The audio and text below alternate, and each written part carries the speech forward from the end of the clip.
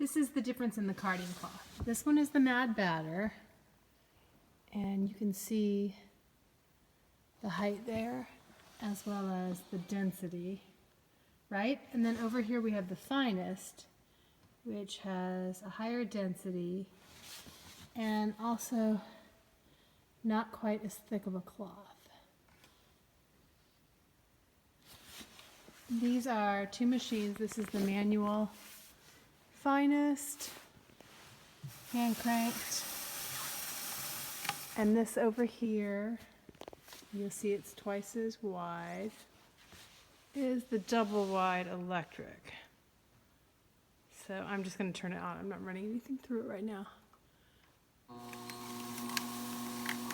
It's got a dial that lets you control how fast it goes.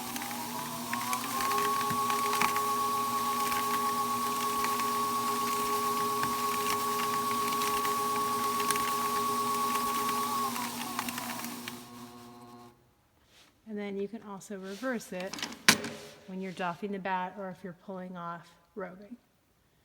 And going the other way. Of course, I never reverse it really fast. But it does if you want to. The other key thing here about the Strauch carders is the liquor in. And you see that the cloth is these little blades. See there? And they don't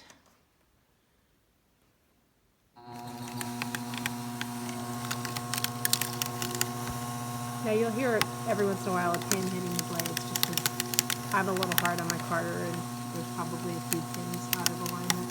But in general, it feeds it right onto the drum, aligning it but not putting it under tension, the way a more traditional drum carder with regular pins on the liquor end does.